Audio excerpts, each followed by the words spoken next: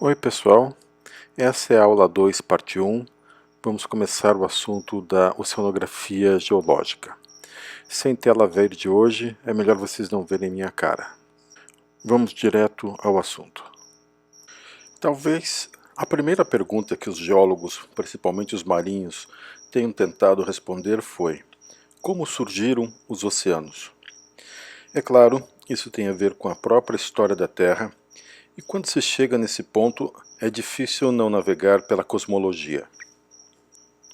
Eu vou assumir aqui que nem todos vocês já tiveram alguma disciplina tratando de cosmologia, falando do Big Bang, formação dos elementos, formação da Terra, etc.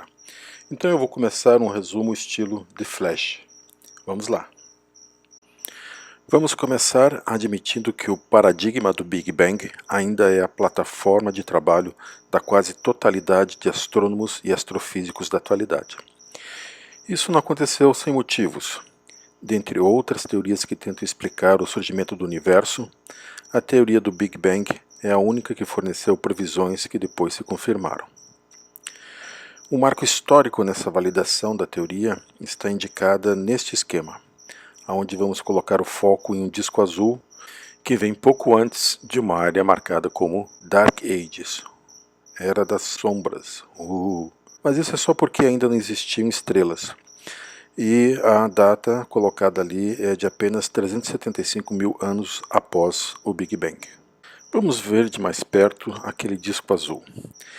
Na realidade, ele representa a radiação cósmica de fundo na faixa do micro-ondas, que foi previsto em 1950, mas que só foi observado, meio por acaso, em 1965.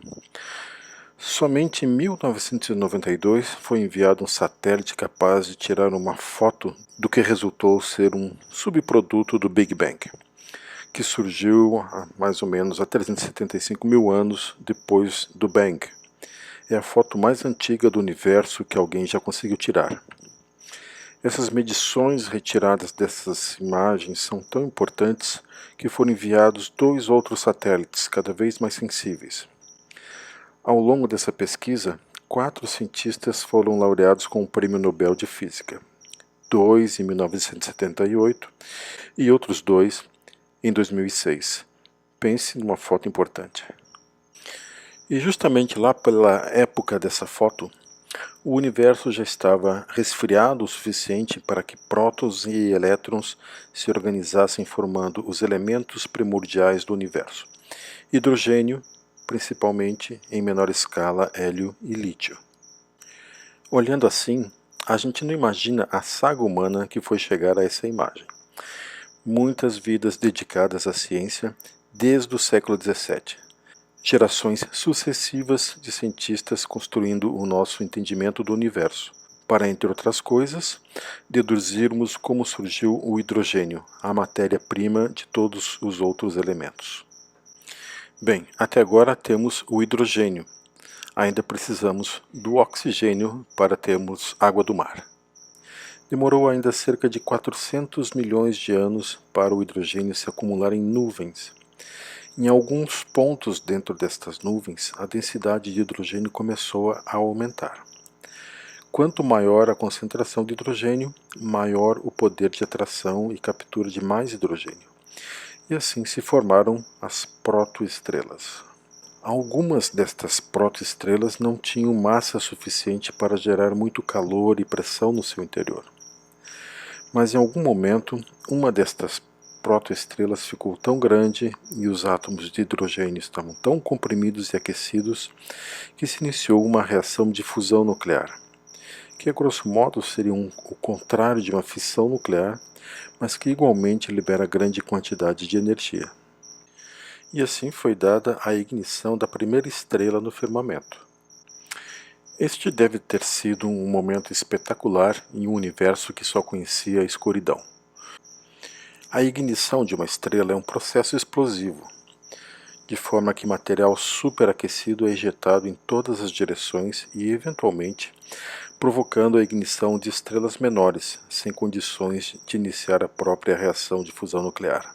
Assim, elas receberam um empurrãozinho acendiam e eventualmente levavam à ignição de outras estrelas próximas.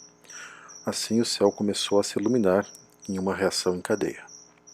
Passados 15 bilhões de anos e as estrelas continuam a nascer.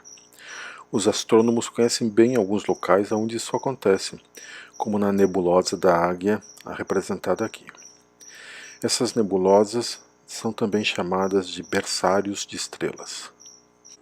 A Via Láctea tem muitas nebulosas, e segundo consta, nascem de 4 a 5 estrelas por dia. Mas vamos dar mais uma olhadinha no que acontece no interior das estrelas. A reação de fusão nuclear do hidrogênio se dá em 3 etapas, sempre com grande liberação de energia até chegar no hélio. É assim que o nosso Sol e todas as outras estrelas do seu tamanho e menores funcionam. Já em estrelas com 8 vezes a massa do Sol ou maiores, a reação de fusão nuclear não para no hélio. Em direção ao núcleo da estrela, a temperatura e a pressão vai aumentando, possibilitando outras reações de fusão nuclear e assim, novos elementos mais pesados são criados. Assim vão surgindo o carbono, o oxigênio, o nitrogênio, a sílica e demais elementos até chegar no ferro, que se forma junto ao núcleo. Uma estrela desse tipo é uma usina de elementos que vão se formando em camadas sucessivas com massa atômica crescente em direção ao núcleo. Um aspecto interessante na história natural das estrelas é que quanto maior a sua massa, mais breve será a sua vida. Assim, uma estrela gigante brilha por, digamos, 10 milhões de anos. Já uma estrela do tamanho do nosso Sol pode brilhar por uns 10 bilhões de anos. Então, quando uma estrela gigante queima todo o seu combustível, existem duas possibilidades. Ou ela se transforma em uma supernova, ou se transforma em um buraco negro. Para nós interessa aquelas que se transformam em supernovas. As supernovas são bem conhecidas da astronomia e são usadas como um gabarito para medir distâncias. Mas para nós interessa que quando essas estrelas explodem, ejetam boa parte de seu volume por grandes distâncias. E esse material contém os elementos que vão dar origem a novas estrelas e sistemas solares.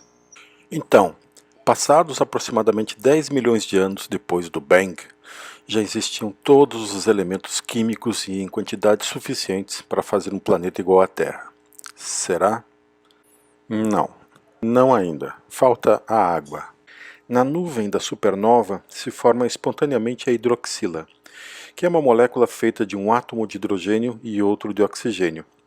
As condições necessárias para colocar mais um hidrogênio na hidroxila são diria, bem mais difíceis.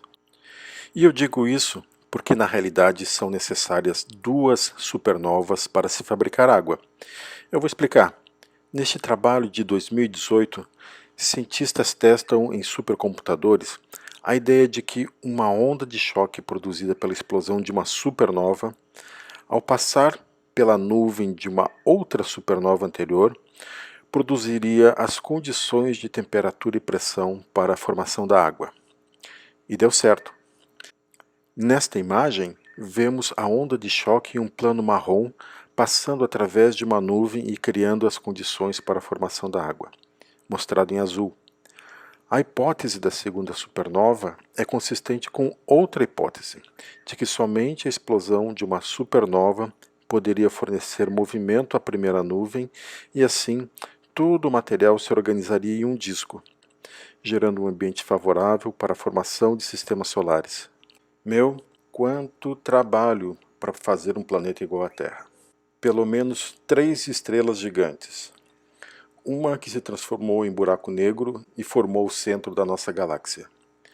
Outra para fornecer a matéria-prima e uma terceira para fornecer a água e a energia cinética. Estas nuvens de poeira e gases superaquecidos podem coalescer formando um disco, chamado de disco protoplanetário, como essas representações artísticas publicadas pela NASA e que ficaram bem comuns na internet. Esta foi provavelmente a forma inicial do nosso próprio sistema solar, Isso se torna mais plausível na medida em que astrônomos já encontraram formações desse tipo e nesse estágio em nossa própria galáxia. No centro destes discos vai se formando uma protoestrela. É assim chamada enquanto não acontece a sua ignição. As protoestrelas acumulam a maior parte da massa de toda a nuvem. No caso do nosso sistema solar, o Sol acumula 99% de toda a massa. Quando este núcleo acumula material suficiente, a fusão nuclear pode então ter início e a estrela se acende. E quando isso acontece, os ventos solares empurram todo o gás e poeira fina para longe do centro, de forma que na parte interna do sistema só é possível a formação de planetas rochosos, no nosso caso Mercúrio, Vênus, Terra e Marte, e para além da órbita de Marte irão surgir os planetas gigantes gasosos, como Júpiter, Saturno, Urano e Netuno. Entre Marte e Júpiter está um cinturão de asteroides, que são os testemunhos desse processo de separação entre planetas. Anterior à formação dos planetas, acontece a formação de grãos de poeira chamados de côndrulos, que são como pequenos atratores de materiais. São as sementes que vão dar origem a planetas, luas e asteroides. Não sei como foi, só sei que foi assim. De uma forma ou de outra, o Sol se acendeu e chegamos ao planeta Terra, criado há cerca de 4,6 bilhões de anos e tinha na época, segundo alguns autores, 19 vizinhos. Alguns eram rochosos em órbitas internas e outros gasosos nas órbitas externas. Esta época é conhecida como Éon Radiano. Éon é uma divisão do tempo geológico maior do que era. Assim, um éon pode ser subdividido em várias eras. Estou vendo aqui na Wikipédia que o nome Hadeano vem do grego Hades, que significa inferno, e foi cunhado por um geólogo chamado Preston Cloud para o período sobre o qual se tem pouca ou nenhuma informação geológica. Sem registros, não encontramos nenhuma rocha tão antiga e será fácil entender por quê. A Terra já se encontrava num período de acreção. O que significa isso? Sobre ela havia uma chuva de pedras e gelo de diferentes tamanhos e que tornaram a superfície do planeta incandescente. Ali não era possível ter uma atmosfera e muito menos água no estado líquido. O éon radiano durou dos 4,6 até os 4 bilhões de anos. E logo no começo, aos 4,5 bilhões de anos, surgiu a Lua. E essa parte da história também vai para a lista das coincidências incríveis e necessárias para se ter um planeta como a Terra. A hipótese que mais vem encontrando evidências sobre o surgimento da Lua é conhecida como a do Grande Impacto. Isso porque envolve um encontro catastrófico da Terra com um planeta com aproximadamente a massa de Marte, que recebeu o nome de Theia. Dessa trombada, além de uma lua e marés, a Terra herdou um núcleo de ferro desproporcionalmente maior que de outros planetas, uma inclinação no seu eixo e começou a rodopiar com grande velocidade, com um dia durando pouco mais de 4 horas. 100 mil anos depois deste evento, a crosta terrestre já estava novamente solidificada, assim como a da Lua. O bombardeio de pedras e gelo diminuiu bastante depois de 3,9 bilhões de anos. E nessa época a Terra já possuía uma atmosfera bem diferente da atual e que para nós seria totalmente venenosa. Havia muito vapor de água na atmosfera, mas a crosta ainda estava muito aquecida para permitir a presença de água no estado líquido. Demoraria mais 100 milhões de anos para a água começar a se acumular na superfície da Terra. Mas de onde veio a água? Bem, a nuvem de poeira e gás do disco protoplanetário continha, entre outras coisas, cristais de gelo. Logo, a própria matéria que formou a Terra já continha água. Durante a sua formação e por um período após, no período de acreção, ocorreu um constante bombardeio de pedras e gelo. Outra parte veio de asteroides lançados das órbitas mais externas do Sol, Ainda hoje eles chegam à Terra, sendo que a maior parte se vaporiza na alta atmosfera. Uma exceção ocorreu em 2013 em Chelyabinsk, na Rússia, onde o meteorito explodiu a poucas centenas de metros do solo, quebrando vidraças e dando um baita susto. E segundo alguns pesquisadores da Alemanha, em um trabalho mais recente, o planeta Terra teria vindo de uma órbita externa e estava caindo em direção ao Sol quando colidiu com a Terra. Era, portanto, feito de uma camada externa espessa de gases e água congelada. Essa teia foi demais. Apesar do encontro muito destrutivo, ao final os ganhos para a Terra são formidáveis. E para finalizar, eu quero ainda mostrar duas imagens para vocês. A primeira é uma versão do que ficou conhecida como a linha do tempo do cristal de zircônio.